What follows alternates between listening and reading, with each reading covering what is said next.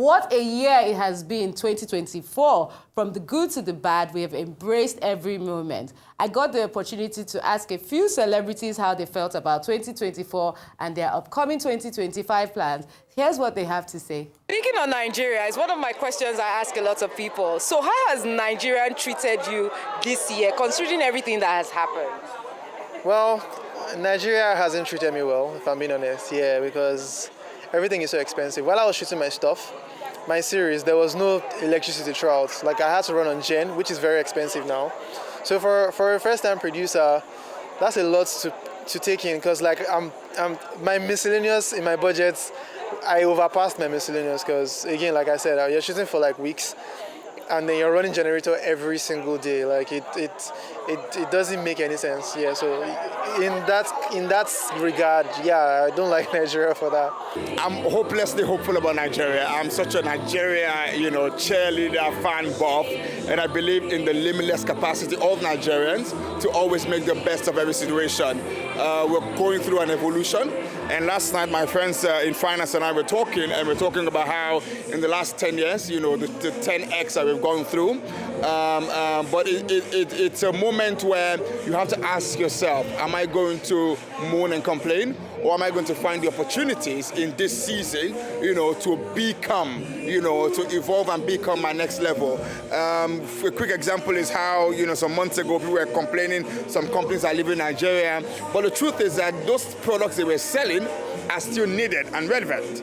How do we move from moaning to actually action, where people then see the opportunities in every season that we go through? I know COVID came, a couple of years ago. It was a tough time, but you wouldn't believe how many people have built their success. Even our content creators, even our film industry benefited massively. Netflix, Amazon, because people were now glued onto, what they could watch on their mobile phone. So every situation that comes, it calls on people to be great, and you have a choice. So this is not about motivation. It's simple mathematics. So I think the economy is really tough. People are finding it harder than ever to buy fuel, to have constant light, or to pay for constant light, because obviously the tariffs has gone up. People are finding it hard to eat even. But what I do think is happening is we're having a lot of individuals in different fields, whether it's sports, whether it's entertainment, whether it's fashion, and they're putting Nigeria on the map, and they're pushing the country and the economy in their own way. So I think it is going to be all right. Tell me, what was your best accomplishment in 2024? Best accomplishment. I mean, there's so much. I mean, the highest grossing film this year. It's not highest grossing yet, but of course, everybody loves Jennifer. Suspicion, Prime Original, that people from all over the world are clamoring about. I saw my son work this year, and he's running all over the place. He started talking, he's blabbing, he's saying dada, he's saying mama now. You can say bring that, he brings it. That for me, it's, being a hands-on father, it's a great achievement.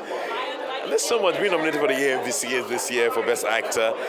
There's so much highlight. There's so much I cannot even talk about. Accomplishment was for 2024.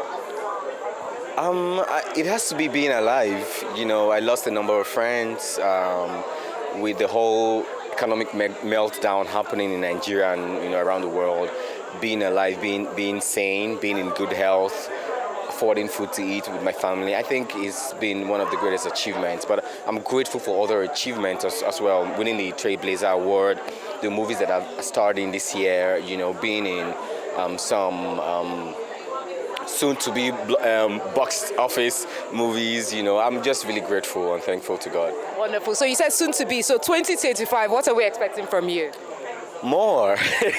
More. No pressure, but more work. I love to work, so I intend to do more work. One fun question. Yeah. So what are your plans for December, Dirty December? How are you going to enjoy yourself and show Americans and the Canadians how we live in Nigeria?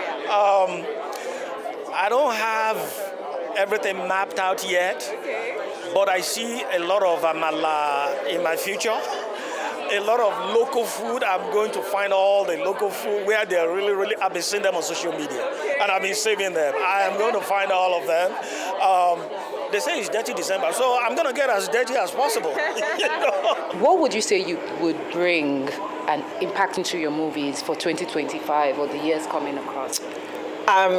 Movie making in Nigeria is work in progress for many reasons. Infrastructure challenges, funding challenges. There's so many things that inhibit our growth.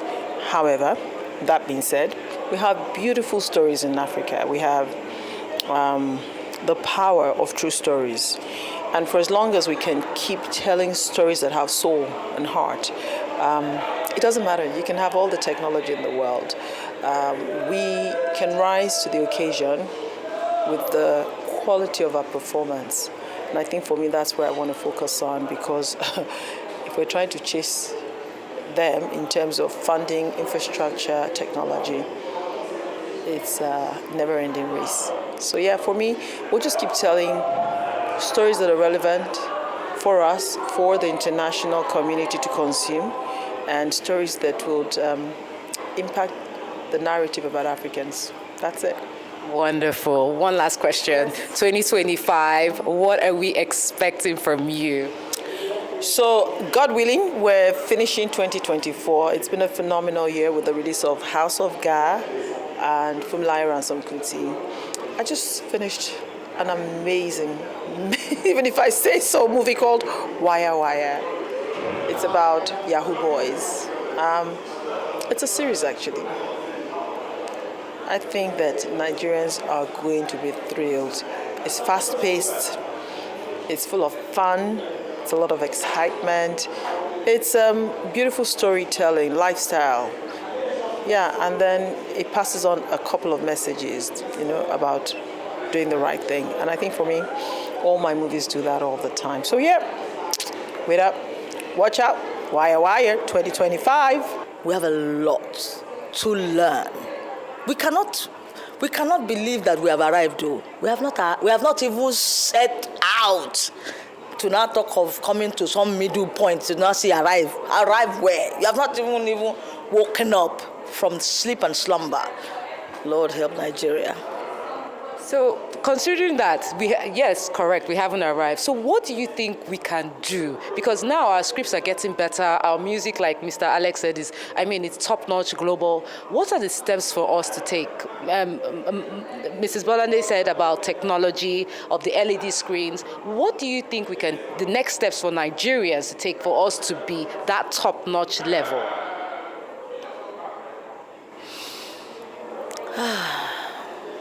Do you know, from 1960 till now, our market women have not advanced from where they were 60 years ago. And this is 2024. If the market woman is still the market woman as at 1960 and to date, what does that tell you? I rest my case. I want Nigerians to know that by God's grace, things will get better in Nigeria. It's not easy for every one of us. We're all just trying to make sure things come together for the best. But I also believe in Nigeria and how resilient we are. We are very strong people. Suffering and smiling. Whatever is happening, we're going to make it work. So I thank God for who we are, how we are, and how we've come to be. And I know that we can only make sure that, and we're very prayerful. We do have many churches in Nigeria. Yes. Do have many mosques. Do have many. So I know that things will definitely get better for us in Jesus' mighty name. Amen. Amen. Jennifer Olise, Arise News.